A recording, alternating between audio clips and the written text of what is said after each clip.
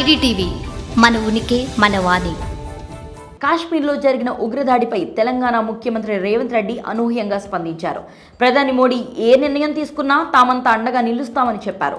పాకిస్తాన్ ఆక్రమిత కాశ్మీర్ను తిరిగి మన దేశం స్వాధీనం చేసుకోవాలని 140 కోట్ల మంది భారతీయులు మోడీ వెంటే ఉంటారని సంచలన కామెంట్లు చేశారు. రేవంత్ కామెంట్లపై సోషల్ మీడియాలో ప్రశంసలు కురుస్తున్నాయి. నిజంగానే మనం పాకిస్తాన్ ఆక్రమిత కాశ్మీర్ను స్వాధీనం చేసుకుంటే పాక్కు బుద్ధి వస్తుందని నెటిజన్లు అంటున్నారు.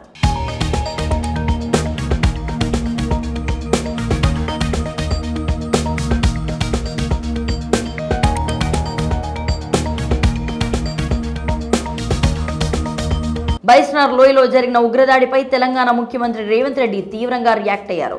పాక్కు తగిన బుద్ధి వచ్చేలా ప్రధాని మోడీ నిర్ణయం తీసుకోవాలని అన్నారు.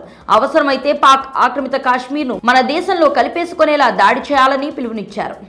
ఈ విషయంలో మోడీ వెంట 140 కోట్ల మంది దేశ ప్రజలు ఉన్నారని చెప్పారు. ఉగ్రదాడికి నిరసనగా హైదరాబాద్ లో కాంగ్రెస్ ఎంఐఎం నేతలు కలిసి చేసిన క్యాండిల్ ర్యాలీకి హాజరైన ముఖ్యమంత్రి రేవంత్ రెడ్డి ఈ సంచలన కామెంట్లు చేశారు. పాకిస్తాన్ను దెబ్బ కొట్టేందుకు ఎలాంటి నిర్ణయం అయినా సరే తామంతా ప్రధాని మోడీకి అండగా నిలుస్తామంటూ రేవంత్ స్పష్టమైన భరోసా ఇచ్చారు. ఈ సందర్భంగా సీఎం రేవంత్ చరిత్రను గుర్తు చేశారు. 1971లో ఇందిరాగాంధీ ప్రధానిగా ఉన్నప్పుడు పాకిస్తాన్ 2 ముక్కలైన విషయాన్ని ప్రస్తావించారు. ఇప్పుడు మళ్లీ పాక్ ను 2 ముక్కలు చేయాలని పిలుపునిచ్చారు. పాక్ ఆక్రమిత కాశ్మీర్ ను మన దేశంలో కలిపేసుకుంటే ఆ దేశానికి బుద్ధి వస్తుందని చెప్పారు. ఓ కాంగ్రెస్ నేతగా ఉంటూ ప్రధాని మోడీకి ఇంత ఓపెన్ గా మద్దతు ఇచ్చిన రేవంత్ తీరుపై న్యూట్రల్ జనాలు ప్రశంసలు కురిపిస్తున్నారు.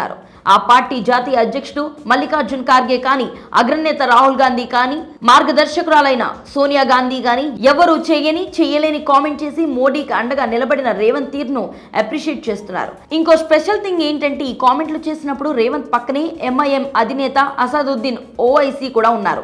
ఉగ్రదాడిని ఆయన కూడా ఖండించారు తప్ప రేవంత్ తీరుగా మాత్రం మాట్లాడలేదు. అలాంటి నాయకుడిని పక్కన పెట్టుకొని రేవంత్ ఇలా మాట్లాడడం అన్నది మామూలు విషయమేమీ కాదంటూ ప్రజలు కూడా కామెంట్లు చేస్తున్నారు. అయితే రేవంత్ వ్యాఖ్యలు ఎమోషనల్తో కూడినవని అంతర్జాతీయ వ్యవహారాల నిపుణులు అభిప్రాయపడుతున్నారు. ఇప్పటికే పాక్ ప్రోత్సాహంతో ఎంతో మంది ఉగ్రవాదులు భారత్లో విధ్వంసాన్ని పాల్పడుతున్నారని, అలాంటి టెర్రరిస్టులతో నిండిన పాక్ ఆక్రమిత కాశ్మీర్ను స్వాధీనం చేసుకోవాలని కామెంట్ చేయడం అన్నది ఆలోచించాల్సిన విషయమేనని అన్నారు.